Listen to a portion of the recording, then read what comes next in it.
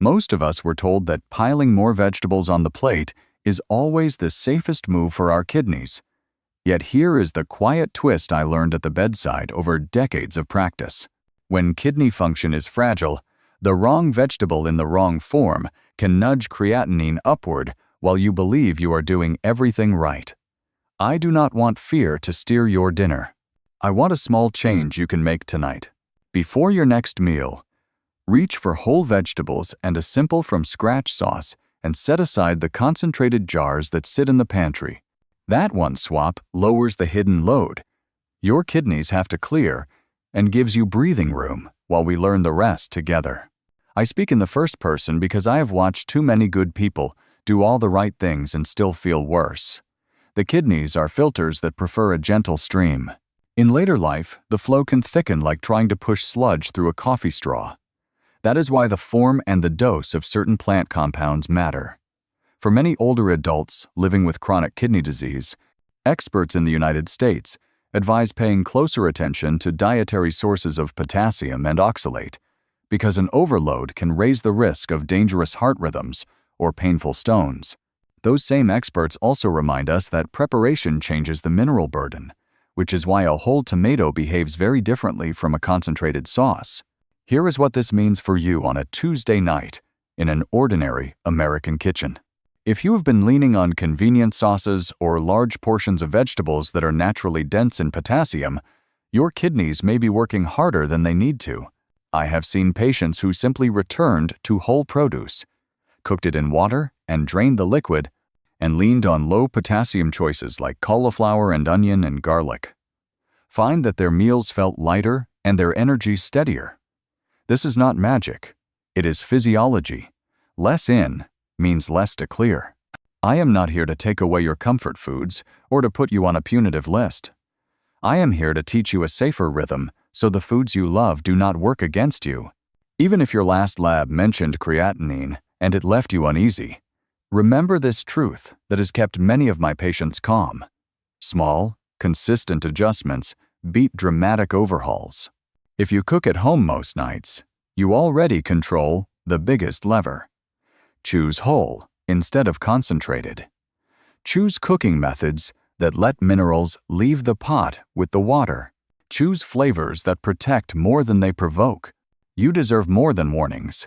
You deserve a clear path. So let us make a deal for tonight. Keep your dinner simple and kind to your kidneys.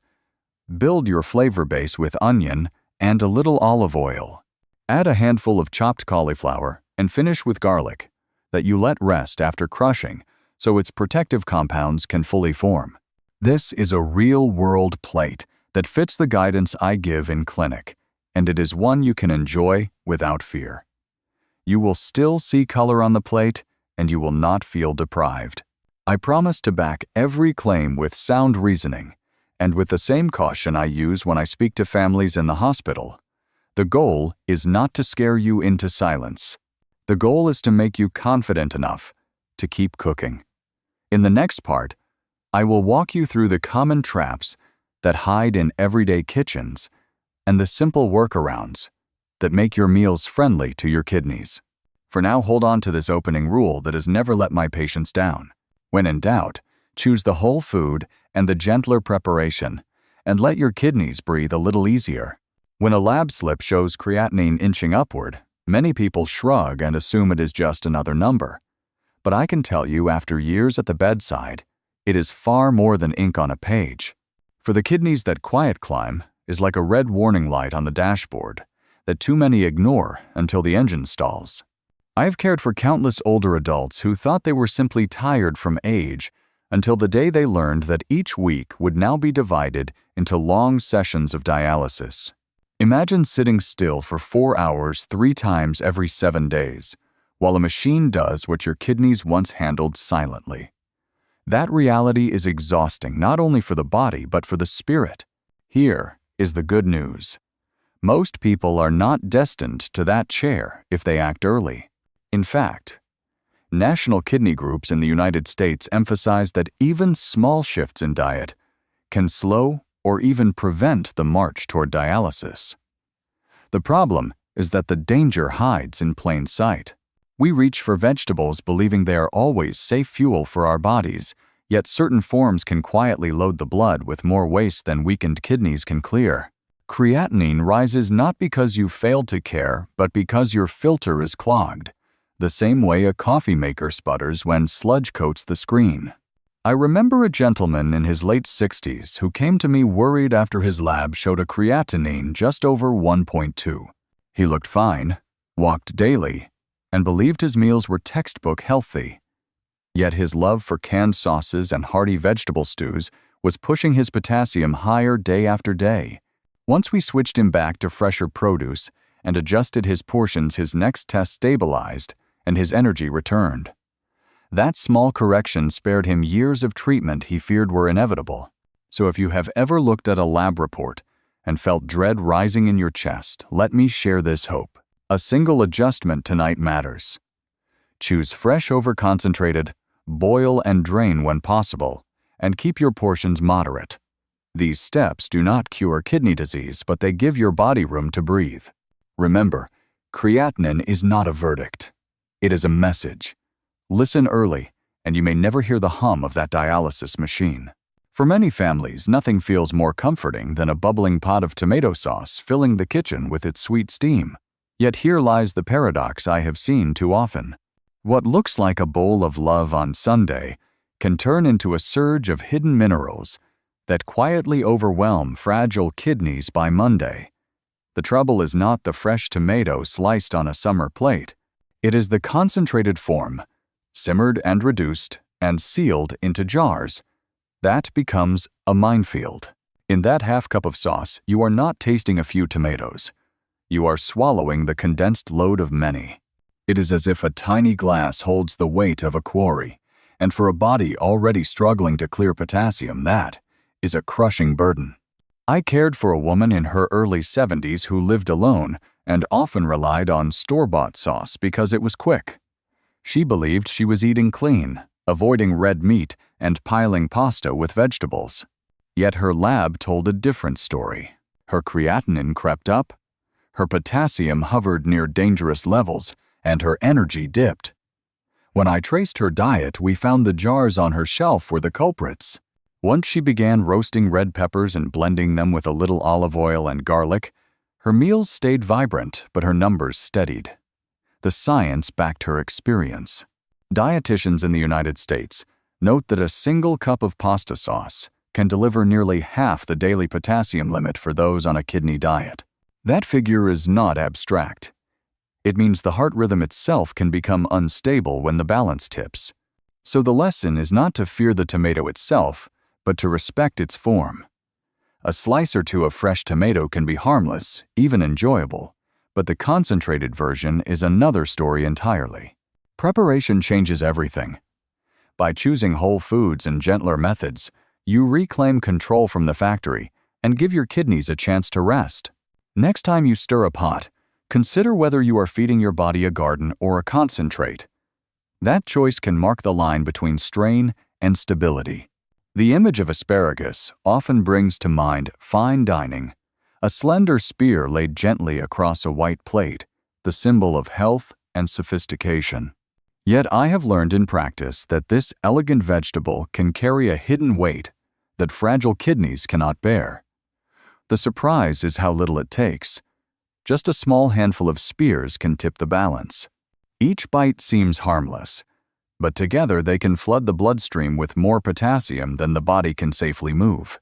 For kidneys that already strain to keep up, this sudden load is like plugging too many devices into a single outlet. The circuit sparks, the rhythm falters, and the heart itself can stumble. I recall a patient in his early 70s who prided himself on eating light. He skipped red meat, walked daily, and often chose asparagus at dinner believing it was the mark of discipline. Yet his labs told another story. His potassium crept high, his creatinine edged upward, and he felt bouts of weakness that puzzled him. Only when we traced his diet did we see that his daily portion of asparagus, though modest in his eyes, was enough to overwhelm his kidneys. When he limited himself to a few spears once or twice a week and balanced them with lower potassium vegetables, his strength returned and his lab steadied. This is not to condemn asparagus forever. For many people with healthy kidneys, it can be a nourishing choice. The key is context and control. For those living with kidney disease, or even early signs of strain, the guidance from kidney dietitians in the United States is clear. Portion size matters, and moderation can make the difference between stability and crisis. A plate filled with asparagus may look wholesome, but for the wrong body, it can be a quiet threat. Respect the serving, choose variety, and remember that a food's reputation does not erase its impact on your unique body. At the farmer's market, the rainbow stems of Swiss chard call out with beauty, promising vitality with every shade. Yet in the quiet corners of the clinic, I have learned that this colorful promise can mask a storm.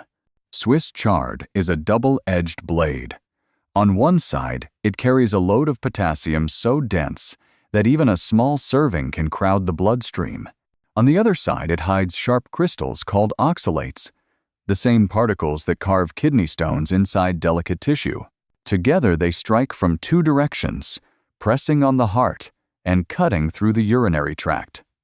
For the older body already weary from years of filtration, this combination is more than a challenge. It is a threat. I remember a woman in her late 60s who embraced Swiss chard because she had read an article calling it the ultimate superfood. She sautéed it with garlic and olive oil nearly every evening, proud of her colorful plate. Within months, she was doubled over with pain from kidney stones. Her scan showed calcium oxalate crystals crowding her kidneys, and her blood work revealed potassium running high. She was stunned. The vegetable she believed was protecting her had been quietly undermining her. When we replaced the Swiss chard with kale and crisp romaine lettuce, she found relief. Her labs calmed, her stones dissolved with treatment, and her meals remained vibrant without the hidden assault. The lesson here is not to fear every bright vegetable, but to recognize that beauty does not guarantee safety. In the world of kidney health, content matters more than color. Swiss chard may shine on the outside, but its chemistry can darken your path if your kidneys are vulnerable. So let your plate still glow with greens, but choose those that nourish without attacking. Greens like kale and romaine that give strength without the double strike of potassium and oxalates. By doing so, you can enjoy the rainbow without weathering the storm. Two vegetables carry halos so bright that many people trust them without a second thought. Yet in the clinic, I have watched those halos turn into shackles. Beets, with their ruby glow and promise of better blood flow, and spinach, the green hero lifted by cartoons and health magazines, can both betray the kidneys when weakness has set in. The danger hides not in the color but in the chemistry. A single serving of beets can pour in more potassium than fragile kidneys can move, and tucked inside is a dose of oxalates that harden into stones. It is like sipping a glass of fine red wine only to discover shards of glass at the bottom. The sparkle blinds until the damage is done. Spinach carries an even heavier burden. In a mere half cup, the oxalate content is so extreme that it can overwhelm the daily safe limit many times over. I often describe it to patients this way. Imagine swallowing a spoonful of tiny glass fragments. That is what your tissue feels when oxalates crystallize inside the kidneys. The result can be stones sharp enough to cut through calm nights with pain that few forget. The irony is that spinach appears on countless lists of superfoods. For the general public, that may hold truth, but for someone living with chronic kidney disease, it is closer to poison. I recall a man in his mid-60s who blended spinach into smoothies each morning and drank beet juice in the afternoon, believing he was investing in his future. His lab told a darker story. Creatinine crept up, potassium ran high, and scans revealed stones forming. He was devastated. When we replaced the spinach with kale and romaine and traded beet juice for roasted red peppers, his numbers began to settle and his pain eased. He learned the hard way that not every superfood is a super friend. The lesson is clear. Reputation is not protection. Bright colors and bold marketing cannot erase the weight of oxalates and potassium. For the older kidney, they can be too much to bear. So let your greens be gentle ones. Reach for kale, reach for romaine, savor peppers for sweetness, and keep your body free of the shards you never intended to swallow. Of all the foods that cross the American table, the potato may be the most trusted. It sits beside roasts on Sunday. It fills bowls as mashed comfort. It fries crisp at family gatherings. Yet this very familiarity is what makes it so treacherous for kidneys already strained. I have seen one medium potato carry enough potassium to nearly meet half of a day's limit for someone on a kidney diet. To the healthy, it is just another starch. To the fragile filter, it is a sack of sand strapped to an already tired back. The danger does not lie in rare indulgence, but in repetition. Day after day, the weight builds until the body can no longer carry it. I cared for a retired teacher in his late 60s who loved baked potatoes. He believed he was eating wisely by avoiding butter and frying. Yet his labs showed potassium climbing, and one night he was rushed in with a heart rhythm so erratic it frightened even him. The culprit was not a rare steak or salty snack, but the innocent-looking potato he ate most evenings. When we peeled and sliced them, soaked and boiled them twice, and limited portions, his numbers steadied. He even learned to enjoy mashed cauliflower as a lighter substitute, still creamy but far safer. The lesson is sobering. What feels ordinary can be the sharpest blade. The potato is not banned forever, but it demands respect and effort. Without careful preparation, it loads the bloodstream with more than weakened kidneys can manage. With peeling, soaking, double boiling, or substitution, you can still enjoy comfort without courting danger. Remember, the greatest risks are often hidden in the foods we see as harmless. Lift the weight wisely, and let your kidneys rest. After walking through the shadows of hidden dangers, it is natural to feel a weight in your chest. Perhaps even doubt about the food on your plate.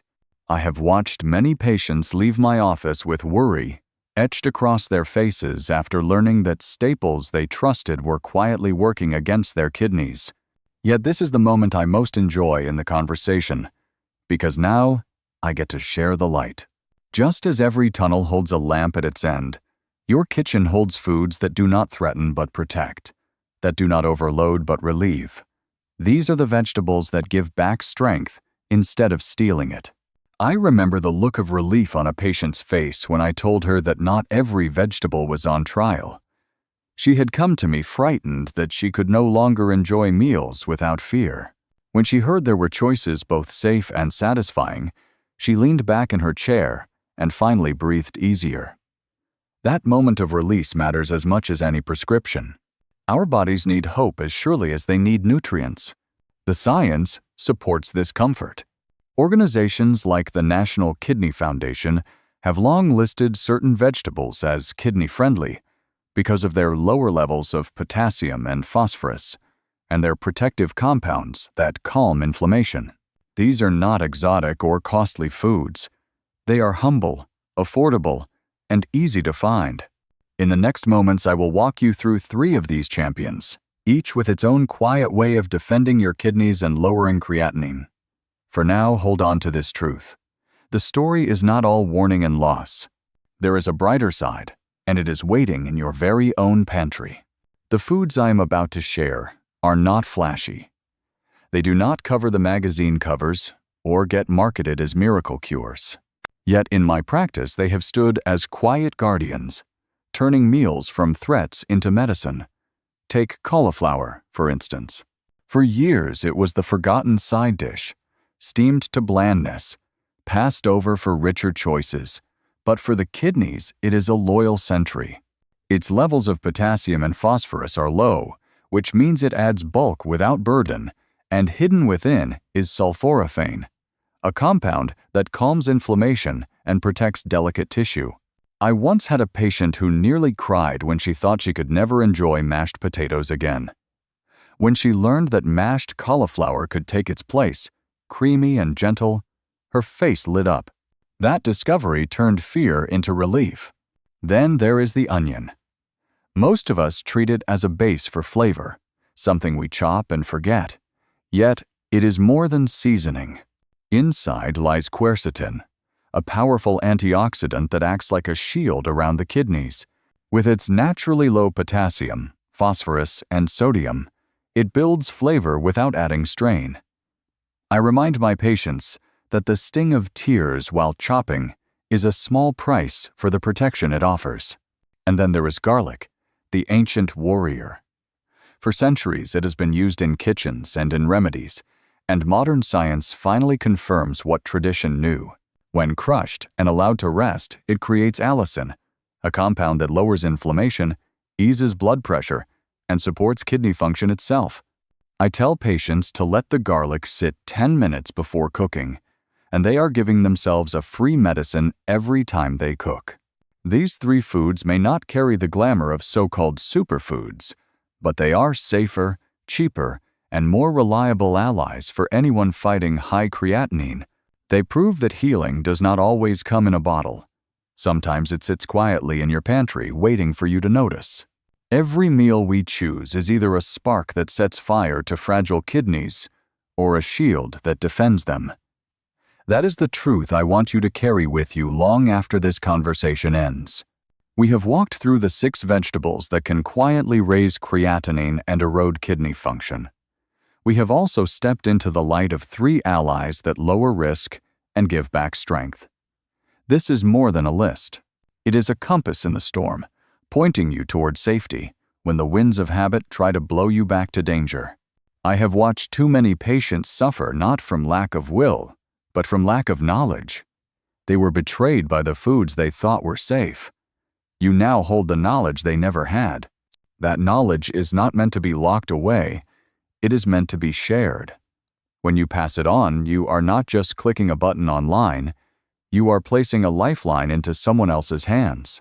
You may save them from nights of agony with kidney stones, or from the terror of a racing heart. So I invite you to join me. Let us make kidney health a conversation around every American table. Leave your thoughts below, share this message with someone you love, and subscribe so that we can continue this journey together. Remember, healing is not only found in hospitals, it begins in kitchens, in choices, in voices raised for one another, and together we can make sure that no one walks this path alone.